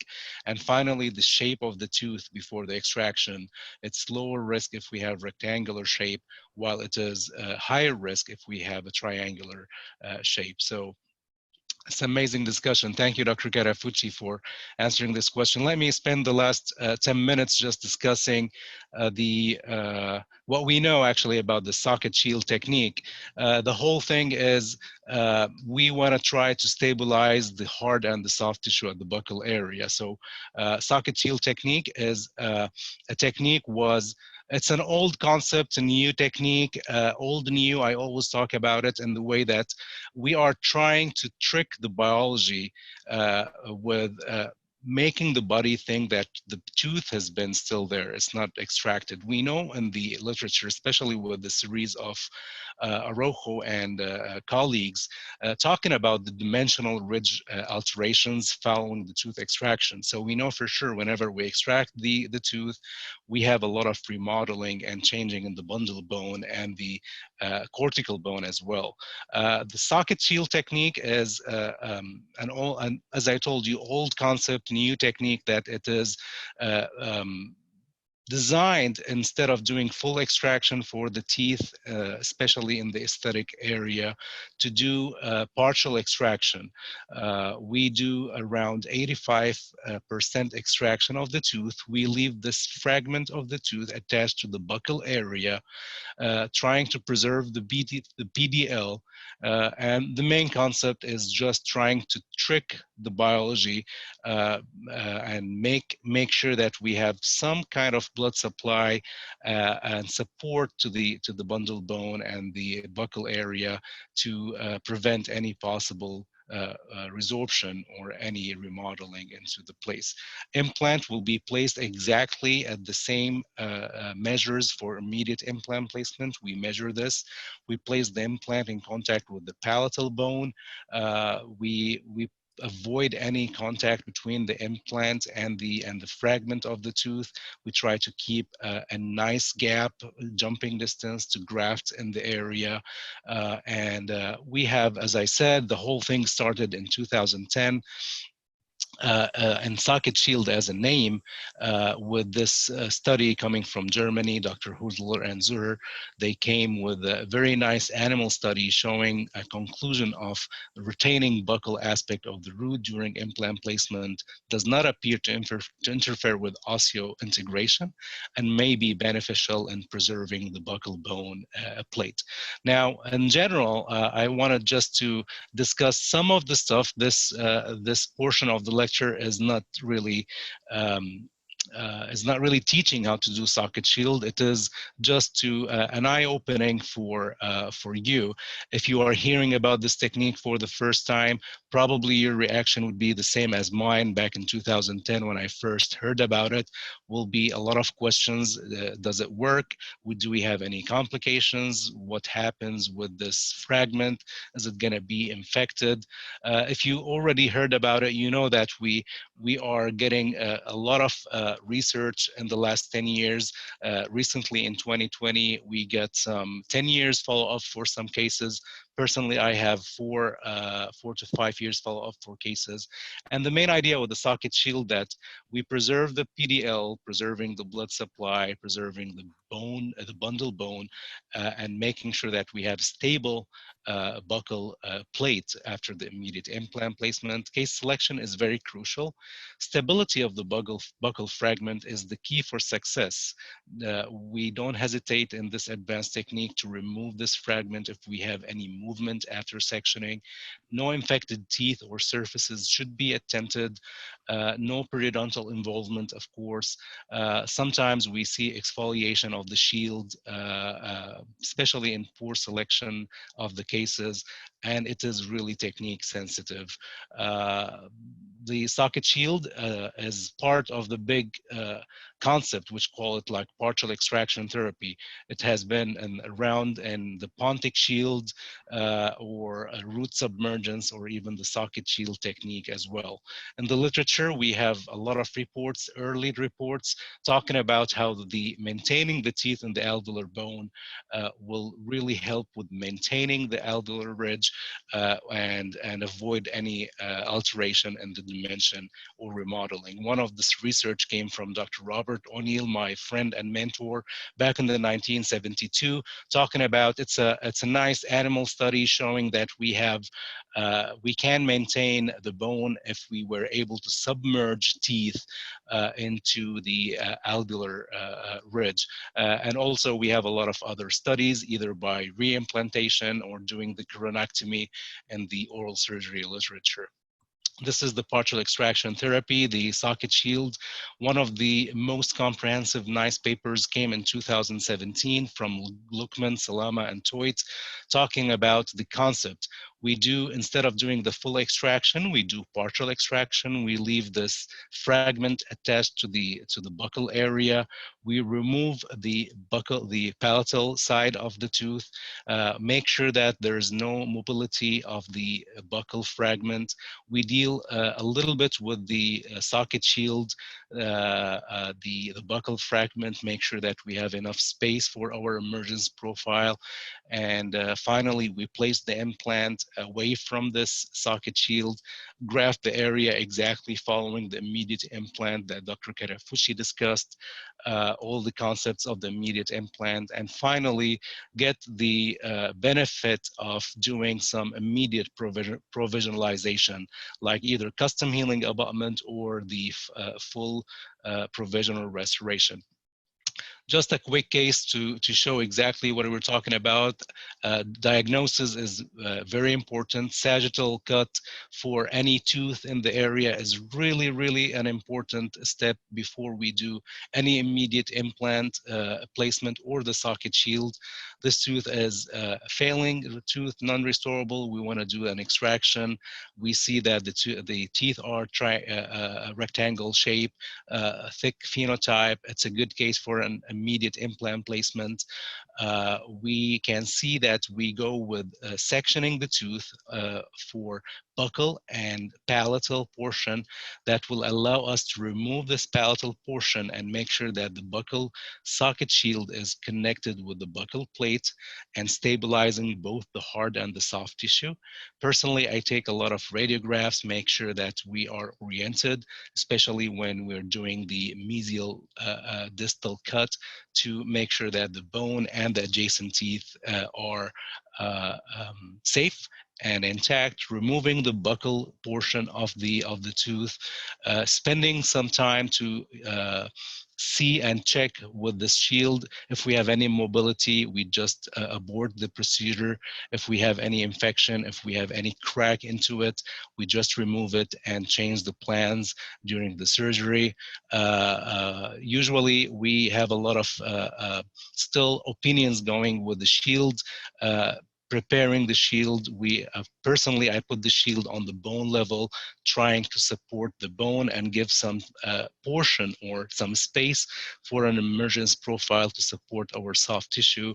Placing the implant exactly as we do in our immediate implant placement, more towards the palatal shape, grafting the jumping distance with bone graft and leaving the shield there to support the buccal area. And as you can see, the implant will be placed. We have nice space between the buccal bone and the implant, and the shield is just attached to the bone with the PDL intact into the area. And as you can see, we do the grafting. We try to do some membrane, resorbable membrane, collagen membrane usually is more than enough in those cases. Put some kind of temporization, restoration, and suturing. You can see that we can achieve in this temporary restoration, we don't really have only preserving the soft tissue, but also we can gain more of the soft tissue into the area. I know it's a hot topic. Personally, I already discussed a lot of cases. This one of the cases that I did split mouth for premolars in the maxillary area, first premolars. Thanks, I did the Dr. Yassin. We're going to have to stop you there. We're at our time here, so thank you very much. Again, when is the date for our next implant study club? Our next implant study club will be on May the 8th. I would love to thank everybody who participated today. As I said, in the socket shield, it's not really something that we want to discuss today, how to do it. It's just an eye-opening. How can we handle the immediate implant with the possible restorations there. So the next implant study club is May the 8th. We're going to be discussing provisionalization and the tooth fragments. Thank you, Dr. Hess. Thank you, Dr. Katafuchi, for your participation. I think we answered almost all the questions, and I hope if you have any questions, don't hesitate to reach out to me or Dr. Katafuchi. We're more than happy to do this. Well, thank you very much again, and thank you to everybody that joined us. Your CE credits will appear in your email inbox in the next couple of days. Look for an email from the University of Washington School of Dentistry Continuing Education Department. We have one more webinar today with Dr. Bethany Valushi. She'll be on here in about 20 minutes. So if you haven't registered for her yet, please either go to washingtonagd.org or use the QR code on this flyer right here. With that, we'll just give a minute or so here for you to see what else is coming up tomorrow and into next week. We thank all our presenters for donating their time. None of these presenters have accepted an honorarium, and the WAGD doesn't have an honorarium to give them at this time. Like everybody else, we're out of work in one form or another. So with that, Dr. Katafuchi, Dr. Yassin, thank you guys. Feel free to log off. Thank And you so much, Dr. Hess. you are quite welcome. Again, Dr. Katafuchi, thank you very much for your kind donation to the Washington Academy of General Dentistry, donating your honorarium from a previous course. That was very, very kind. It helped us out in a time of need. Appreciate it. My pleasure. Stay safe. Thank you, Michi. Thank you, Dr. Hess, and stay safe, everybody. We'll see you soon next week. Sounds good. Take care.